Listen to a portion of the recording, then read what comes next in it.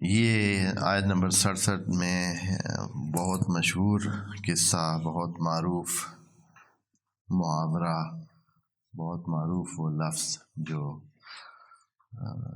ادب کی زبان میں بھی بہت استعمال ہوتا ہے، اور ویسے بھی مشہور ہے یہ قصہ مسلمانوں کی زبان پر ہے بنو اسرائیل کے بارے میں، اور وہ ہے بنو اسرائیلی گائے۔ ہاں جی، یہ بنی اسرائیل والی گائے یا یہود کی گائے۔ تو اس قصے کا ذکر کرنا ان آیات میں بطور یادآوری ہے، اس حقیقت کا فل اظہار ہے جو واقع ہوئی ہے اور جو مسلمانوں کو بتائی جا رہی ہے کہ مسلمانوں، آپ کی حالت اس طرح نہ ہو جو ان کی ہے، جو انہوں نے اپنے نبی کے ساتھ کیا ہے، آپ ایسے مت کرنا۔ اتنی اس کے باوجود پھر بھی مسلمانوں کے تقریباً وہی حالات ہیں، بس اتنا ہوا ہے کہ اللہ نے سچی روایت ان کی تو بتا دی ہے، جو یہود نے کیا ہے ان کی روایت اللہ کی زبانی، اللہ کے کلام کے مطابق ہمارے سامنے آ گئی ہے، لیکن جو ہمارے نبی کے زمانے میں جو کچھ ہوا ہے اس کو بھی کچھ نہ کچھ یہاں بیان کیا ہوا ہے۔ اللہ اکبر، خود اسی قرآن میں اس کے ساتھ ملتے جلتے سٹیپ اس امت نے بھی لیے ہیں، نبی کے زمانے میں ہی لیے ہیں، اور پھر نبی کے جانے کے بعد تو وہی حالت ہوگی جیسے کہ بنی اسرائیل نے اللہ کے قوانین اور اللہ کی کتاب کے ساتھ تقریباً کیا ہے۔ قرآن کی وضاحت کی بات میں کر رہا ہوں، اپنی طرف سے ایک لفظ بھی نہیں کہہ رہا ہوں، یہ بات نبی کی ہے، بار بار آپ کے سامنے عرض کر چکے ہیں کہ آخر میں نبی نے ایک شکایت کرنی ہے، رب ان قومی اتخذوا ھذا القرآن مہجورا۔ یہ سورہ جمعہ میں جو آپ پڑھتے ہیں کہ وَتَرَكُوكَ قَائِمًا، سارے بھاگ جاتے ہیں، خطبہ جمعہ میں اٹھ جاتے ہیں میلے کی آواز سن کر، باہر کوئی میلہ آئے، کوئی سرکس آئے، کوئی سلسلہ ہے، کاروان آتا ہے تجارت کا، اس کی آواز جو ہی بلند ہوتی ہے سارے نماز جمعہ میں اٹھ کے چلے جاتے ہیں، اور وَتَرَكُوكَ قَائِمًا، تمہیں کھڑے کا کھڑا چھوڑ کے چلے جاتے ہیں۔ یہ کسی اور کی بات ہو سکتی؟ یہ نبی کے زمانے کی باتیں ہیں، یا اگر کسی جنگ میں نبی بلاتے ہیں تو کس طرح بہانے خوریاں کرتے ہیں۔ قرآن کے الفاظ ہیں کہ جب کوئی ایسی بات آتی ہے تو ایسے لگتا ہے کہ جیسے ان پر موت کی غشی طاری ہو گئی ہے۔ اور کتنے سلسلے ہیں، یہ نبی کے زمانے کی بات، اور اس کے بعد کیا ہوا، مختلف جو سلسلے ہوئے، مختلف تبدیلیاں اس میں آئیں، اور کیا سے کیا، اور اب تک کیا ہو چکا ہے میں تو نہیں سمجھتا ہوں۔ جو کچھ یعنی نظر آ رہا ہے مسلمان معاشروں میں، اصلاً کوئی فرق ہے جو انہوں نے نبی کے ساتھ اور کتاب کے ساتھ کیا ہے، اور جو ہمارے، وہ بھی ابھی بھی عامل ہیں، ابھی تک وہ اپنے طور پر ابھی بھی وہ تورات پر عامل اپنے آپ کو قرار دیتے ہیں، وہ اپنے آپ کو موسیٰ کا پیروکار سمجھتے ہیں، اور اگر موسیٰ کے بارے میں، جناب موسیٰ کے بارے میں کوئی بات تو کرے ذرا، پھر دیکھتے ہیں وہ کیا کرتے ہیں۔ اگر ان کا بس چلے تو پھر اس کے ساتھ کیسے برتاؤ کریں گے؟ جیسے ہمارے مسلمان ہیں، اگر نبی خاتم کے بارے میں کوئی بات ہو جائے تو ان کا کیا دل ہوتا ہے، کیا کریں اس کے ساتھ؟ وہ اس سے بھی زیادہ گرم ہو جاتے ہیں۔ یعنی اگر یہ بات ہے اپنی کتاب کے بارے میں، اپنے مذہب کے بارے میں، وہ کتنے وہی جیسے ہم، اگر یہ بات ہے، باقی جب خود مذہب کے اندر آئیں، دین کے اندر آئیں کہ دین پر کتنا عمل ہو رہا ہے، تو وہ نبی کی یہ شکایت ظاہراً کافی ہے کہ قرآن کو انہوں نے چھوڑ دیا. قرآن کو چھوڑا تو قرآن ہی تو ہے، دین ہے سارا، وَإِلَّا اور دین کیا ہے؟ قرآن سے ہٹ کر تو دین کچھ بھی نہیں. بہرحال یہ ایک اور تاریخ کا حصہ بھی ہے اور ان خصلات کا بیان بھی ہے جو جناب موسیٰ کی قوم نے یعنی یہودیوں نے، بنو اسرائیل نے دکھایا. وہ جو بہت قریبی، وہ کہتے تھے نحن ابناء اللہ و احباؤہ، ہم اللہ کے بیٹے ہیں، ہم اللہ کے پیارے ہیں. آیات کے الفاظ ہیں نحن ابناء اللہ و احباؤہ. یہ وہ کر رہے ہیں. کیا ہوا؟ یہ جو ابھی آیات شروع کرنے والے ہیں، ایک واقعہ ہوا ہے.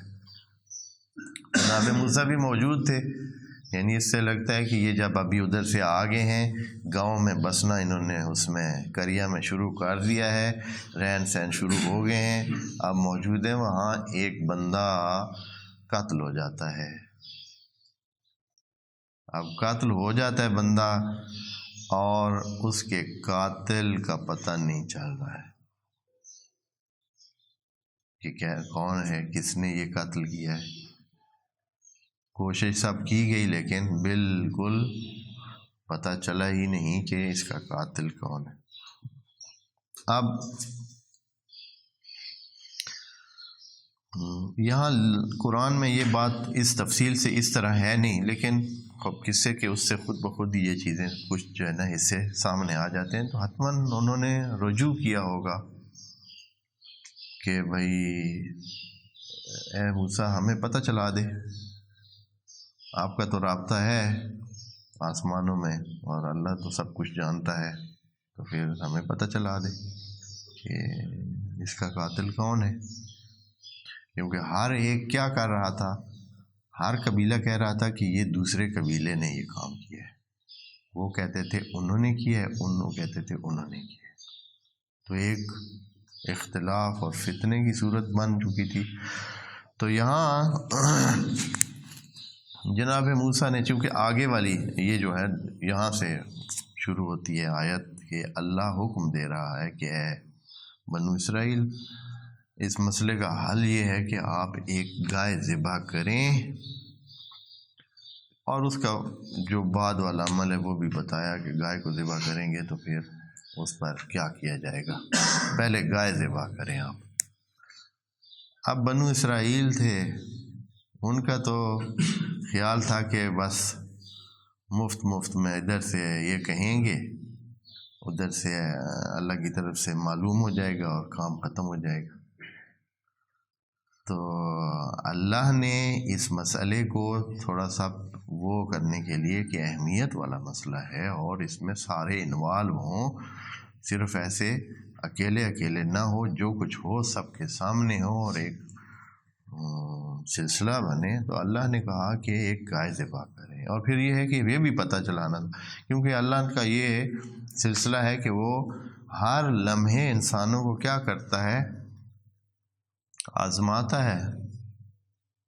اور لیعلم من، جو ان کی اللہ کی بات کی فرمان برداری کرتا ہے. کئی آیات میں یہ ہے کہ یہ کام اس لیے کیا گیا ہے تاکہ اللہ جو ہے نا اس چیز کا آپ کو پتہ چلانے دے یا خود پتہ چلائے. اب یہ اللہ کا پتہ چلانا کیسے، انشاءاللہ بات کریں گے. تو حکم ہوا کہ آپ گائے ذبح کریں. انہوں نے جو ہے بہانے خوری شروع کر دی کہ کسی نہ کسی طریقے سے یہ گائے والا سلسلہ ٹل جائے. اچھا، اللہ تعالیٰ جو ہے نا وہ پہلے تو اسی طرح حکم آسانی سے دیتا ہے کہ بھائی ایک گائے ذبح. اگر یہ جاتے اور ایک گائے لے آتے، واٹس ایور کوئی بھی گائے ہوتی نا جس کو گائے کہتے، تو انہوں نے ذبح کرنی تھی اور کام ان کا ہو جانا تھا. لیکن انہوں نے کیا کیا، انہوں نے کہا ہے کہ جناب موسیٰ آپ اللہ سے ہمیں پوچھ دیں، بات کریں اللہ سے کہ وہ کس قسم کی گائے ہوگی، چھوٹی ہوگی بڑی ہوگی. پھر جناب موسیٰ نے اس کی عمر کے حوالے سے اس کا بتایا. پھر انہوں نے کہا کہ عمر کا تو چلے پتہ چل گیا، اب یہ بتائیں کہ اس کا رنگ کیسا ہو.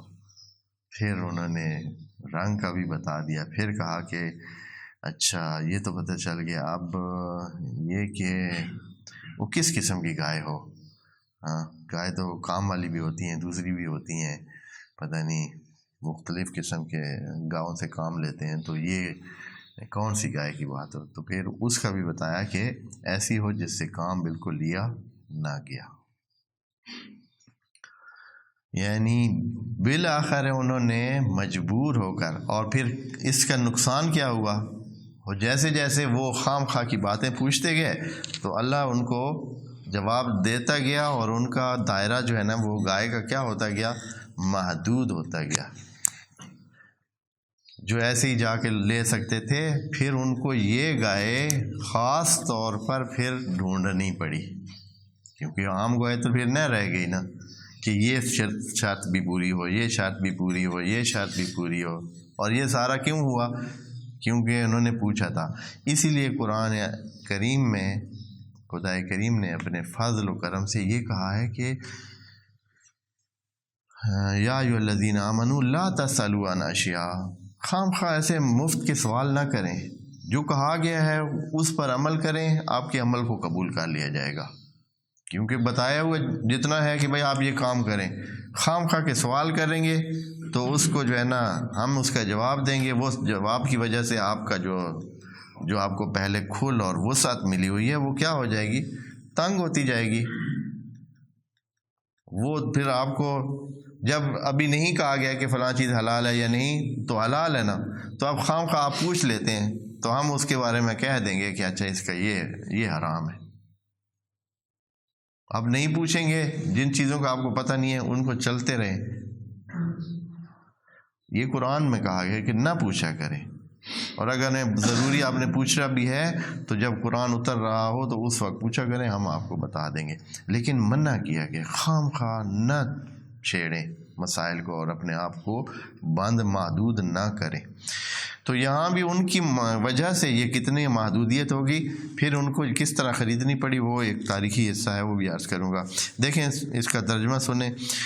وَإِذْ قَالَ مُوسیٰ، یاد کریں اے بنو اسرائیل، جب کہا جناب موسیٰ نے لِقَوْمِهِ ہی اپنی قوم کو، ان اللہ یأمرکم، اللہ حکم دیتا ہے، ان تذبحوا، آپ ذبح کریں، بقرۃ، کوئی بھی گائے. دیکھیں نا نکرہ لگا دیا ہے، اللہ کے حکم میں نکرہ لگا ہوا ہے، یعنی کوئی بھی گائے آپ ذبح کریں. قالوا، آگے سے ان کے مزاج ایسے معلّہ تھے، انہوں نے کیا کہا، قالوا اتتخذنا ہزوا. اب اس کا ترجمہ تو سب نے اور طرح کیا، میں آپ کو بتاتا ہوں پھر کہ یہاں انہوں نے ترجمہ کیا، کیا آپ ہمارا مذاق اڑا رہے ہیں. ایک ترجمہ یہ ہوا ہے کہ کیا آپ ہمارا مذاق اڑا رہے ہیں، اور دوسرا ادھر ترجمہ لکھا ہوا ہے کہ انہوں نے کہا کہ تم ہمارا مذاق اڑا رہے ہو. اور تیسرا ترجمہ بھی ذکر کر دیتے ہیں تاکہ ہماری وہ مکمل ہو جائے. یہاں فرماتے ہیں کہ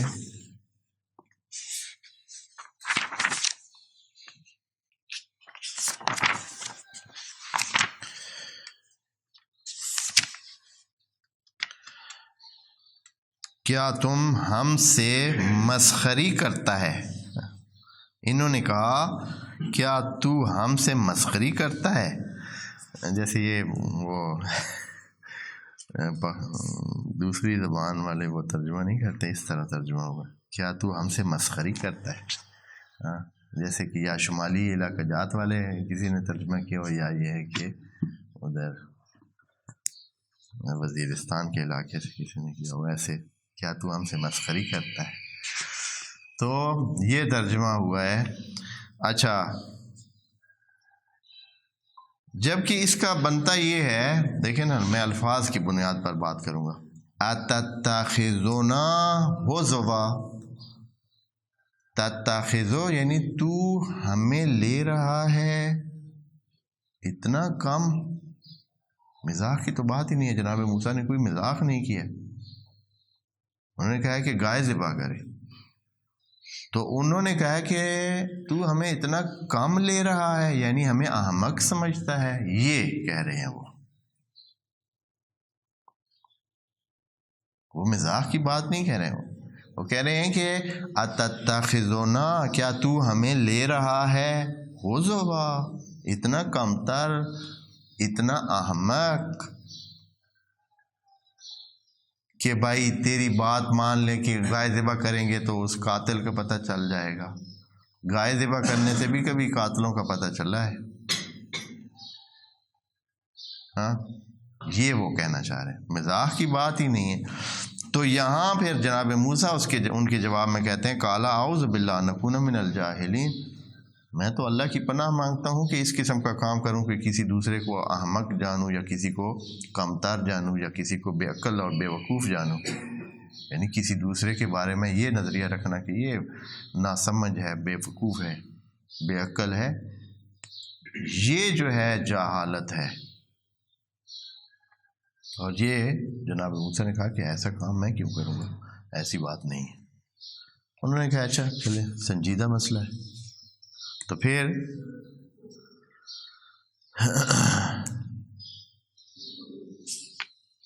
ایک اور بات یہاں اس سے پہلے کہ اگلی آیت کا ترجمہ کروں، عرض کروں کہ اللہ نے حکم گائے کا کیوں دیا تھا؟ اب یہ بنو اسرائیل کی ایک تاریخ چلی آ رہی ہے پیچھے سے۔ یہ جب تھے ادھر مصر میں تو مصریوں کو دیکھتے ہوئے کہ وہ بعض حیوانات کا بہت احترام کرتے ہیں اور ان میں سے بیل اور گائے بھی شامل تھے۔ مصری اپنے بعض بیلوں کی شکلیں بنا کر، ان کے بہت بڑے بڑے ڈھانچے بنا کر، یا شیروں کے یا بیلوں کے یا دوسری چیزوں کے، وہ ان کی بہت پرستش بھی کرتے تھے، اہمیت دیتے تھے۔ یہ لوگ وہاں ساتھ رہ کر یہ بھی کافی سارے ان سے متاثر ہو گئے تھے، اور متاثر ہونے کے بعد انہوں نے پھر اس لیے وہ ادھر بچڑا بنا کر عبادت بھی شروع کر دی تھی۔ اب ان کو یہ حکم اس لیے مل رہا ہے کہ یہ اپنے ہاتھ سے اس کا کیا کریں، اس کو ذبح کریں، اور ان کے دلوں سے ہمیشہ ہمیشہ کے لیے گائے کی جو شخصیت ہے وہ کیا ہو جائے، وہ ختم ہو جائے، ذبح ہو جائے۔ اس لیے کہ جب اپنے ہاتھ سے ذبح کریں گے، اپنے سامنے ذبح کریں گے اور سب اکٹھے ہو کر یہ کام کریں گے تو کیا ہوگا، نفسیاتی طور پر ان کو پتہ چل جائے گا کہ اس کی کوئی حیثیت نہیں ہے۔ تو ہمارے اپنے ہاتھ سے ذبح ہو رہی ہے، وہ کیسے کوئی خدا یا قابل عبادت چیز بن سکتی ہے؟ وہ تو اتنی بھی نہیں ہے کہ اپنا دھیان بھی کر سکے اور اپنے آپ کو بچا سکے۔ اور پھر اپنے ہاتھ سے جب کریں گے تو اور بھی اس کا اثر بڑی طاقت سے یہ جو ہے نا ان کے دلوں میں جائے گا۔ اس لیے گائے کی ذبح کرنے کی بات ہوئی۔ تو انہوں نے پوچھ لیا کہ انہوں نے کہا کہ آپ ہمیں بہت کم لے رہے ہیں، اتنا ہمیں بے وقوف بنانا چاہ رہے، بے وقوف سمجھ رہے ہیں آپ۔ پھر جب جناب موسیٰ نے کہا کہ نہیں، یہ تو جو ہلاک کا کام ہے کہ کسی کو وہ بے وقوف سمجھیں اور احمق سمجھیں، میں تو ایسا نہیں کروں گا، میں تو اللہ سے پناہ مانگتا ہوں۔ تو پھر انہوں نے کہا کہ اچھا چلیں ٹھیک ہے، آپ یہ پوچھ دیں اللہ سے کہ ادع لنا ربک، آپ اللہ سے پوچھئے یبین لنا، اور یہ سارے میں ٹون دیکھیں نا ان کی، ربک، کبھی بھی انہوں نے یہ نہیں کہا ہے کہ ادعو لنا ربنا، ہمارے رب سے ہماری بات پوچھتے، نہیں، ایسے لگتا ہے کہ ابھی تک بھی وہ جم کر اللہ کو مانے ہی نہیں ہے، اپنا رب انہوں نے مانے ہی نہیں ہے۔ ربک، اپنے رب سے پوچھ۔ یبین لنا ما ہیا، وہ کس قسم کی گائے ہے، ما ہیا، کون سی گائے ہے؟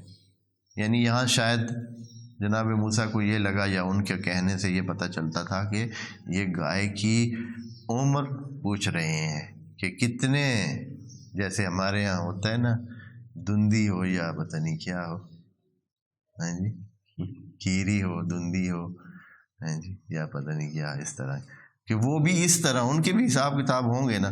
تو وہ پوچھ رہے تھے کہ یہ کس لیول، جیسے ابھی بھی بعض اوقات قربانی کے لیے جب کوئی ہوتا ہے تو بہت لوگ کوئی سوالات کرتے ہیں کہ یہ والی ہو یا اتنے والی ہو یا اتنے والی ہو، یا کتنے سالوں کی ہو، اور بہت اس طرح. تو بہرحال یہاں انہوں نے یہی سمجھا کہ یہ پوچھ رہے ہیں. تو کالا، جناب موسیٰ نے کہا انہ یقول، یعنی اوپر سے ہی پوچھ کر بتاتے تھے. جناب موسیٰ خود اپنی طرف سے کچھ بھی نہیں کہتے تھے، جو اوپر سے جو کالا انہ یقول، اللہ فرما رہا ہے انہا بقرۃ، کہ وہ ہے ایک گائے، لا فارض، بوڑھی نہیں ہے، یعنی فارغ نہیں ہے، ایسے اب بوڑھی ہو کے بیکار نہیں ہے، ولا بکر، اور نہ ہی بالکل نوجوان ہے، ایسے کہ ابھی بچیا ہو اور بالکل چھوٹی نہیں.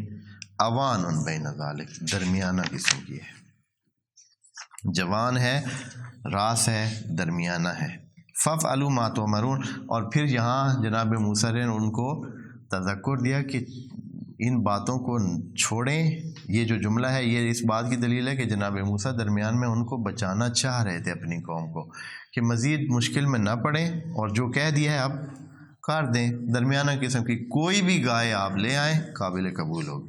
لیکن آگے کیا تھے وہ لوگ، انہوں نے کہا کہ نہ اب بھی نہیں.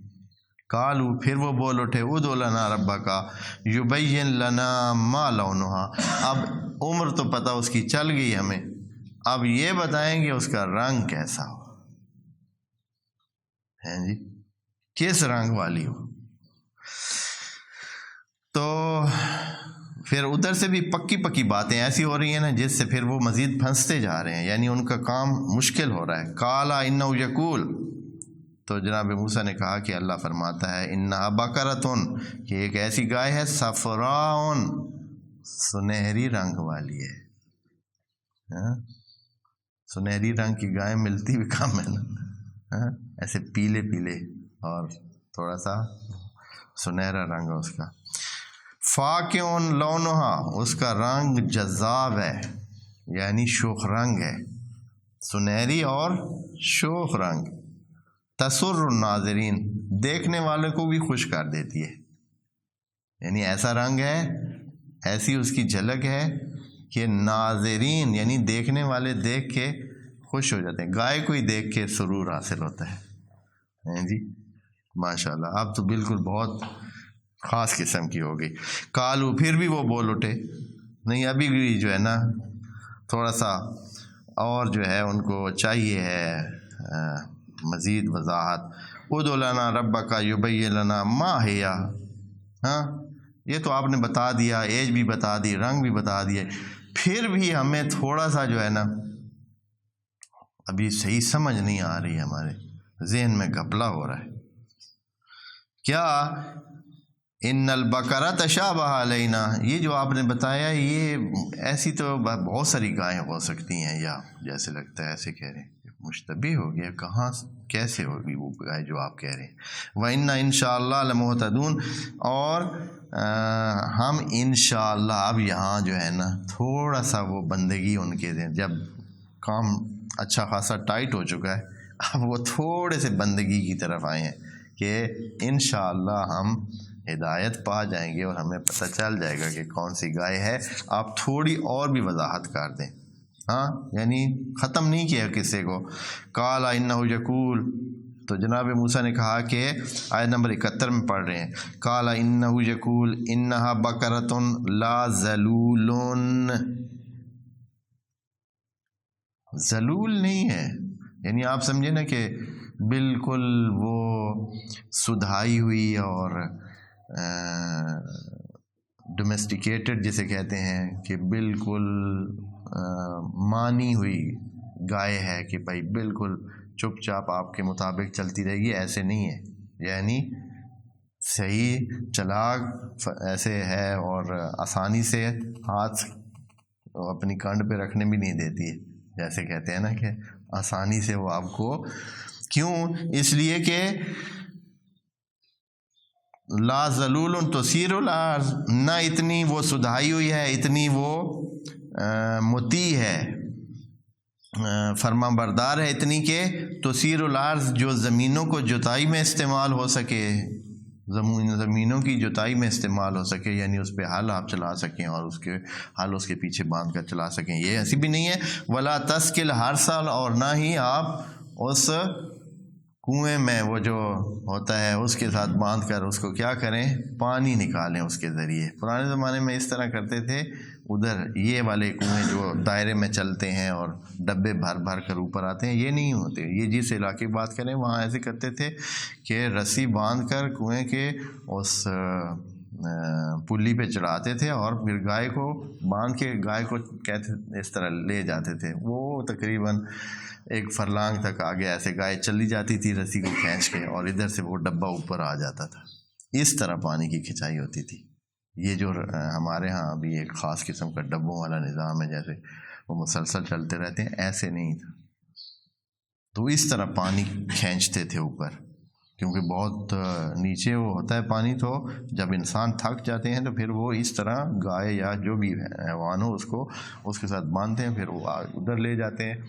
جب وہ دوبارہ ڈالنا ہوتا ہے تو پھر اس کو واپس کنویں تک لے آتے ہیں۔ پھر جب وہ نکالنا ہوتا ہے تو پانی بھر جاتا ہے تو پھر اس کو ادھر لے جاتے ہیں، وہ جاتے جاتے اس کو کھینچتی جاتی ہے۔ تو اس طرح لا تثیر الارض ولا تسقی الحرث، نہ ہی کھیتیوں کو پانی دلاتی ہے، مسلمتن، بالکل صاف ستھری ایک رنگ والی، بالکل صاف ستھری، مسلمتن لا شیء فیہا، اس میں کوئی داغ نہیں ہے، کوئی داغ کوئی دھبا نہیں ہے، ایک رنگ والی سنہری گائے۔ تو یہاں جب پہنچے تو کہا قالو الآن جئت بالحق، ہاں واضح ہو گیا ہے، سمجھ آ گئی ہے جی، اب تو سمجھ آ ہی گئی ہوگی۔ فذبحوها، پھر انہوں نے اس گائے کو ذبح کیا۔ اللہ کا تبصرہ آخر میں یہ ہے، آخر میں وما کادوا یفعلون، لگتا نہیں تھا کہ یہ کام کریں گے۔ جو ان کی حالت تھی نا، جو چاہ رہے تھے بہانے اور ادھر ادھر کے، ان کا خیال تھا کہ نہ کرے۔ اب یہ جو گائے ملی ان کو یہاں نہیں ہے، اور تفسیروں میں بھی جو میرے سامنے ہیں 4-5 تفسیریں، تو ان میں بھی یہ بات نہیں تھی، لیکن یہ دوسرے تاریخ کی کتابوں میں یہ ہے کہ منڈی بھی ان زمانے میں منڈی بھی لگتی تھی، جیسے اب بھی لگتی ہے، وہاں اس وقت بھی منڈیاں اس طرح لگتی تھیں، چھوٹے سائز کی یا جیسے بھی۔ تو کچھ لوگ اپنے جانور بیچنے کے لیے جا رہے تھے، ایک گاؤں سے دوسرے گاؤں سے آ رہے تھے۔ ان میں مختلف لوگ تھے، ایک باپ اور ایک بیٹا بھی تھے، ان کے پاس ایک گائے تھی، بیچنے کے لیے لے کے جا رہے تھے۔ راستے میں کیونکہ وہ سفر کر کر کے آتے تھے، پتہ ہوتا کہ فلاں دن ہونی ہے منڈی، تو کافی دور سے، پھر آبادیاں بھی بہت کم ہوتی تھیں، تو کافی فاصلے والا سفر تھا۔ کسی جگہ سارے وہ لوگ جو ہے رکے کہ بھائی جو ہے وہ ریسٹ کرتے ہیں۔ وہ ریسٹ کرنے کے لیے رکے تو وہاں یہ بھی اس طرح کا طریقہ کار بھی ہوتا تھا کہ دوسرے کی گود میں سر رکھ کے کیا ہوتا تھا، سونا ہوتا تھا، اس لیے کہ نہ کوئی وہ سرہانہ ہے، تکیہ ہے، نہ کچھ اس طرح کی، زمین پہ سونا اور پھر سر کسی مناسب جگہ پہ ٹیکنا ہوتا تھا۔ تو باپ اپنا سر بیٹے کی جھولی میں رکھ کے سو گئے، باقی بھی اسی طرح تھوڑی دیر ریسٹ کیا۔ ابھی وہ سوئے ہوئے تھا ان کا باپ بیٹے کی جھولی میں، تو کاروان جو ہے، جو دوسرے لوگ تھے، انہوں نے کہا کہ منڈی سے دیر ہو رہی ہے، ہم تو جا رہے ہیں۔ تو یہاں بیٹے نے کہا کہ نہیں، آپ جانا ہے تو جائیں، میں تھوڑی دیر، جتنے تک میرے بابا جو ہے نا یہ جاگیں گے نہیں اپنی اس سے اور خود سے، یہ ان کے ریسٹ پورا نہیں ہوگا، میں ان کو جگانے والا نہیں ہوں، یہ خود جب جاگیں گے تو پھر میں آؤں گا، ہم نہیں آتے، آپ جائیں۔ حالانکہ اس وقت یہ ہوتا تھا کہ بھائی جو منڈی میں پہلے جائیں گے تو ان کے سودے تو بہتر ہو جاتے ہیں، منڈی میں جو پہلے جاتے ہیں یقیناً۔ تو یہ کافی دیر سے بعد میں پہنچے، پہلے وہ سارے چلے گئے تھے۔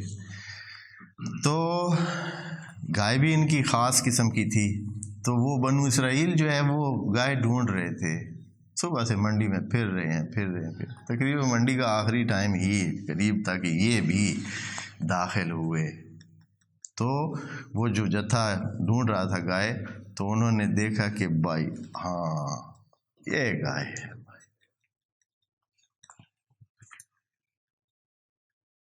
صبح سے وہ پھر رہے تھے، ان کو گائے وہ والی جو ملنی تھی نہیں ملی، یہ گائے ہے۔ اچھا تو گائے کی قیمت، اس نے کہا کہ بھائی گائے کی قیمت ایک بات ہے، گائے کی چمڑی سونے سے بھری ہوئی،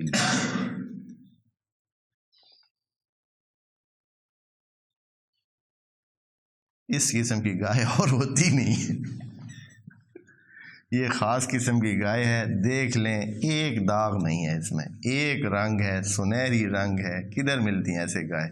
نہ اس نے کبھی کام کیا ہے، نہ ہی کبھی اس کو ہم نے زمینوں پہ لگایا ہے، بالکل پال پال کے ہم نے اس کو جو ہے نا بہت ہی خاص طریقے سے پالا ہے، اور یہ بادام کھانے والی گائے ہے اور گھی پینے والی گائے ہے، تو ایک ہی قیمت ہے، اگر وارا ہے تو ٹھیک، نہیں اب وہ جو پھنسے ہوئے تھے اب انہوں نے کیا کرنا تھا؟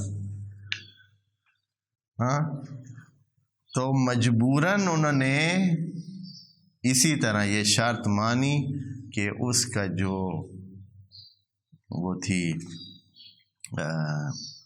کھال، وہ جو ہے اس کو انہوں نے کہا ٹھیک ہے بھر کے دیں گے بھائی، تو سونے کی ان سے سکوں سے وہ جو گائے کا چمڑا تھا وہ انہوں نے بھر کے اس کو دیا۔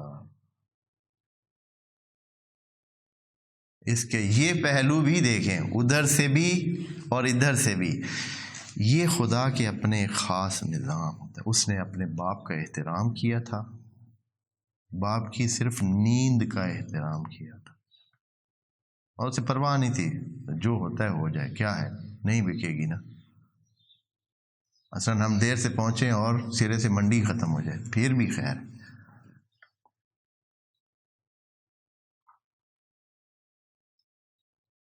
اور باپ کے احترام میں پھر اس کو جو ہے، اور یہ چیزیں پہلے سے سیٹ ہوتی ہیں، یہ ایک دن میں کوئی ایسے باپ کا احترام کرنے والا نہیں بنتا ہے، آپ کہیں نا کہ اس دن اس کے ذہن میں باپ کا احترام آیا، ایسے نہیں ہوتا ہے، یہ باپ کا احترام وہ کب سے کر رہا ہوگا،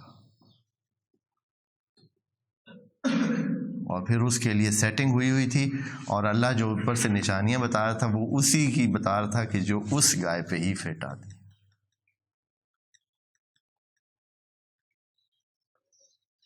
تو وہ جو ہے آخر اس کو بھی اللہ نے اپنے اس پہ پہنچایا، ان کو بھی جو ان کے لیے نعمت بنی ان کے لیے سزا تھی، ایک ہی کام میں سیٹنگ ایسی ہو رہی تھی کہ ان کو پھنسایا جا رہا تھا، وہ خود پھنستے جا رہے تھے اپنی بدبختی اور بدنیتی کی وجہ سے، بنو اسرائیل پھنستے جا رہے تھے اور اپنی گائے کا دائرہ تنگ کرتے جا رہے تھے، یعنی اب اس کے علاوہ تو کوئی گائے ہونی نہیں تھی نا، اتنی فکس کر دی تھی انہوں نے، ایج وائز بھی، رنگ کے حوالے سے بھی، یہ جو شرائط ہیں کہ وہ کسی کام میں کمیری نہ ہو، کام میں نہ لگی ہوئی ہو، یہ بھی اتنی شرائط والی گائے آسانی سے پھر کب ملنی تھی ان کو؟ تو بالآخر اس طرح ہوا اور انہوں نے وہ گائے ذبح کی۔ اگلی آیت میں پھر جو ہے نا یہ ہے کہ پھر کیسے اللہ نے حکم دیا کہ کیا کریں تاکہ اس قاتل کا پتہ چلے، انشاءاللہ وہ بعد میں عرض کریں گے۔ والسلام علیکم ورحمۃ اللہ۔